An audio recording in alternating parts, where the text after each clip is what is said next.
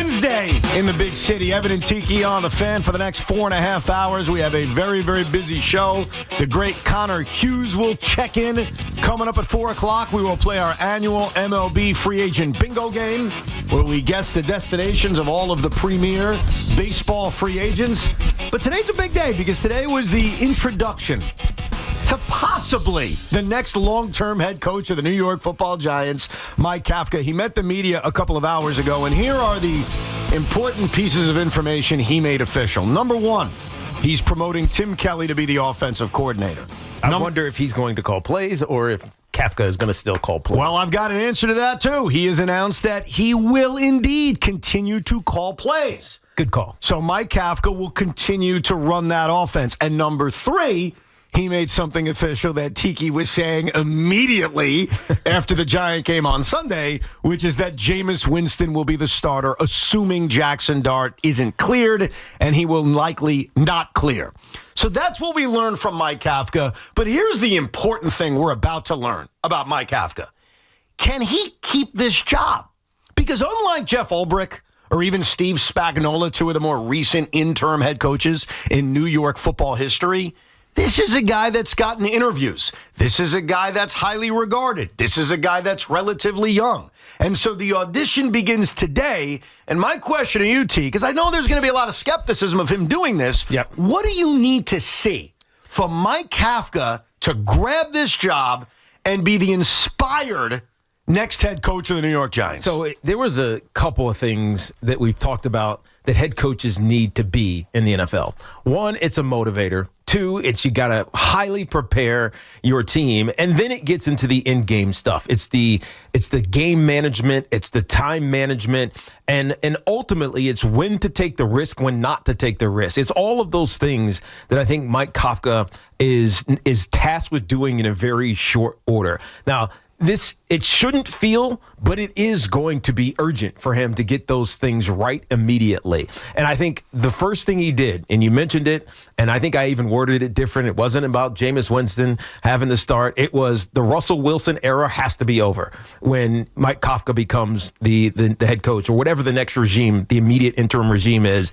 It was a failed, flawed, poorly thought out experiment to bring Russell Wilson here. It's not a knock on him as a person, him as a leader, him as the champion that he is. But he's washed. He's past his time. And it's clear when you see that. And so that decision getting made immediately gives me some hope. Some hope that this team is done with the nonsense and I'm creating this narrative about how we're going to be successful and just getting down to being successful. Right. You know what I mean? It's to stop with he gives us everything that we need. Like, no, just ball, play well, make the right decisions. Football's not complicated. And sometimes I think coaches get in their own way by making it complicated. It's a bunch of, and this was a cliche, another one from Mike Gilhammer, but just a bunch of PE majors coaching PE majors. If you make it any more complicated than that, then what in the hell are you doing? Right. And so Mike Kafka is tasked with, one, cleaning all that up, which apparently he's doing, and now it's getting these guys in position to win a football game and do it by not making dumb mistakes in the middle or ends of games. So, number one, yes, I agree with you. He made the right decision on quarterback. It is Kafka. So we better get used to it. He's the coach we're going to be ripping or yelling or complimenting over the next how many weeks? No, we're championing him. That's why I'm dressed the way I'm dressed. Yeah, Tiki's Giants decked old out. School, Giants hoodie. Let's go. It's almost like he's campaigning to be the next head coach of the New York Giants. I mean, that's out of your mouth, not mine. Here's what I want to see. And this would be my advice, because I think every Giant fan would agree with what I'm about to say. You are 2-8. You're 2-8, okay? You are playing with nothing to lose. What we need to see is what we were teased with in the first ever game Brian Daboll coached here, and that's guts, and that's aggressiveness. Right. And so the BS we saw towards the end of the fourth quarter against Chicago, which is let's kick a 19-yard field goal, that's got to go away. Right. And so when you're 2 and you only have 2 wins. That's my point. You're 2-8, 2-7 at that point. You're right. 2-7. But now for Mike, you're the head coach of a 2-8 football team. Right. Bowls to to the wall. You have to. You have nothing to lose. It's kind of the mentality that we had when we talked about Aaron Glenn the game before the bye. When it was like, you know what? Go for it. Put yourself in position to have to win with just a touchdown as opposed to tying it and let's go to overtime, let's play conservative. What do you have to lose? Now, and I think right now the Giants are in that spot. And Mike Kafka is also in that spot right now. He can win this job. But I'm saying if he's bad, he's getting fired. Right. And so what do you have to lose? And I would even argue because, look, he needs to win games. For Mike Kafka to get this job, to take this job, for people in this audience right now to call up in 2 months and say, I want Mike Kafka, he's got to win games. I think being aggressive and playing with that reckless abandon, especially with some play call decisions on offense, like not kicking 19-yard field goals or going for it on a 4th and 5 from your own 45-yard line, I think that does give you a better chance to win. Right. And by the way, we're saying that that's risky and reckless. I think it's modern football. I think it's modern football, and I also think with the state of this defense, which has a lot of talent, but unfortunately, he didn't replace Shane Bowen today. And I don't know if he ever really had, pieces to replace Shane Bowen. Yeah. How's he going to replace him in the middle of the season? But the Giant defense is not one thing I'm going to trust, you're going to trust, or anyone's going to trust. So your best way of winning these games is probably being super aggressive. Right. And going balls to the wall. And by the way, the defense played well enough until the end last week. They did, but when it mattered, what happened? 100%. Which has been the story all year, I think. But there's a couple of reasons for firing a coach. One, it's because of just gross incompetence. You just know he's not the guy. He's not a good coach. He's not a good motivator. That was not Dave's. Let's get that straight. Dave's was not fired because he's an incompetent coach, or he didn't know how to coach, or he didn't know how to motivate these guys. I think the exact opposite is true. Dave's was fired because he didn't win enough, and it didn't feel like the in-game decision making was good enough to win tight games, which is necessary in the NFL. And if you're going to show nothing, show that you can win tight games. Dave's couldn't do that enough after year one. So that's why he was fired. But what I think Mike Kafka now has to do is, one, be organic to him. Don't try to be somebody else. Just be who you are. Otherwise, guys will see through it. And then two, have a plan on how you're going to win tight games. And if you don't have that, then it's going to jump on you, and you're going to get surprised by it, and you're going to make a snap decision that you haven't thought about, and ultimately you lose that game. That becomes the problem. And I think when you look back to that Chicago game, that's what it was. Yeah. On the 4th down in the tight red area, you got a yard to go, or maybe even half a yard if you take the penalty. You got to know what you're doing. You're not thinking about it. It's we're going for it, or we're kicking a field goal. And it felt like that decision waffled, and the riskiness, the ideal that we had of Dave's kind of abandoned him. And he ended up losing the game because of it. Coming into this season, and this has been a topic since January, since John Mara announced, hey, we're going to bring back Brian Daboll and Joe Schoen, the question always was, what does he have to do to keep his job? And you and I agreed, he's got to win. Right. Now, we may have disagreed or had a tough time figuring out what that magic number was, right, but we knew he had to win. Clearly at 2-8, he wasn't winning. Right. It was kind of a feel. It was like a feel. Yeah. Number. Oh, absolutely. Well, they won 6 games, but, man, that really feels good. Yes. Or, they won 8 games, but man, that felt ugly. Right. And I think that losing 8 out of 10, including games that were in your hands and blown, some of which by coaching decisions, made it easy to say in the middle of November, we're going to make this change right now. I think Kafka's in a very similar boat, because here's the difference between Mike Kafka and Jeff Ulbrich. And I use him as... You said it differently than in one sentence. Is it Kafka or Kafka? Kafka. Kafka? I'm going to do this all year now. You said Kafka, and then 3 seconds later you said Kafka. It's like Thibodeau and Thibodeau. I was told not CALF. That's calf, right? So it's Kafka. Kafka. Okay. I think Mike Kafka, unlike There's Jeff... no you, though. Dude, this whole thing. You know what? Can we just hire somebody named Joe Smith? I love how... Why does an A say ah?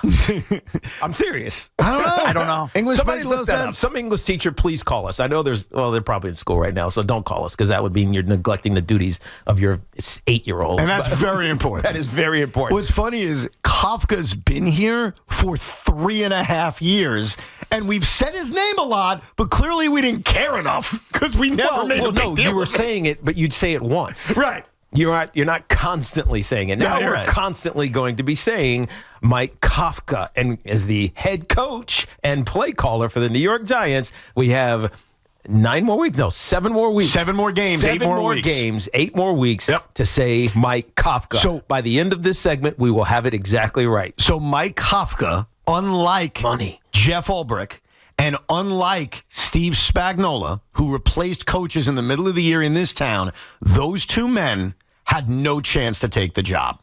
0.0. Yeah. This guy does. In fact, right before the show, Rich Ackerman was doing the update, and Rich said, what are the odds that Kafka gets this job? And I said, it's like 15%. It's not high, but I give him a puncher's chance because here's the difference. They have 7 games left. If they win games, whether it's with Jameis Winston at quarterback or Jackson Dart at quarterback, I think that the Giants are going to want to prefer to continue the continuity. Here's the thing. Let's assign a number to it. Well, what is the number? I was going to ask you. All right, you ready? Yeah. 10 points, percentage points per win. 10%. So, okay. And we're starting at 0 or we're starting at 10? So starting at what you said. 14%. 14, 15%. Okay. So each win will get you, he wins this weekend, he's at 20. Let's keep it even at 15. Yeah. He has 25%. If he wins the remaining 7 games, that would get him to 85%. Wow. And that's probly about right. By the way, if he goes 7-0, I know, I'm just saying. Okay, let's say he doesn't. Let's say he goes 6-1. Yeah. Then he's going to have a 75% chance to keep his job. Because guess what? If he goes 6-1, we're going to feel good about it. Oh, no doubt about it. Are we not? I think your math is very interesting. Right. What I would argue... He goes 5-1. He's going to have like a 65% chance, and that's going to feel about right. I feel good. Not great, but more side good. If they win, and just to be fair, look at the schedule. Their next 3 games, they are heavy underdogs. Yes. That's at least how I would view the Packers at home despite their issues, and then going to Detroit and going to New England. They are heavy underdogs in that game, whether Dart starts or not. Coming out of the bye, they have 4 games that on the schedule feel winnable. Yeah. Home against Washington, winnable. Home against the Vikings, winnable. In Las Vegas, winnable. Okay. So home against Dallas, winnable. Here's what we're going to do then. For the games that they are double-digit dogs, they get 20 percentage points. No, that's too much. Too much. Give them because if they then they could get he could be over 100 if they win out. Yes. Well, if they do, oh yeah, he you know would. what? That might be right. How about 15? 15%? Okay, so we're doing a formula. Write this down. Keep this, Loogie, Tommy, or Sean. 10 percentage points for each win. 15 for the ones that they're double-digit dogs in. Good. For double-digit dog. Double-digit dog. Because I don't think they'll be double-digit dogs against Green Bay. I don't even know what the line is. I would guess it's like 6.5. Okay, let's say more than a touchdown dog. Okay. More than a touchdown dog, 15 percentage points. So just to win, 10 percentage points. So based on that, if the Giants lose the games they are very unlikely to win, which are the next 3 games, but let's say they go 3-1 in the winnable games, that would improve his chances of being the coach to essentially 50-50. Yes. And I think that's accurate. I think that's right. Because I think I just happened upon a great math formula to determine, just off the top of the dome, how Kafka can keep his job. And here's the reality. If I asked everyone right now, whether it's on a poll or taking your calls, would you want Mike Kafka to be the next head coach of the Giants? It is likely to be overwhelming. No gracias. You know what it is? It's 15% right now.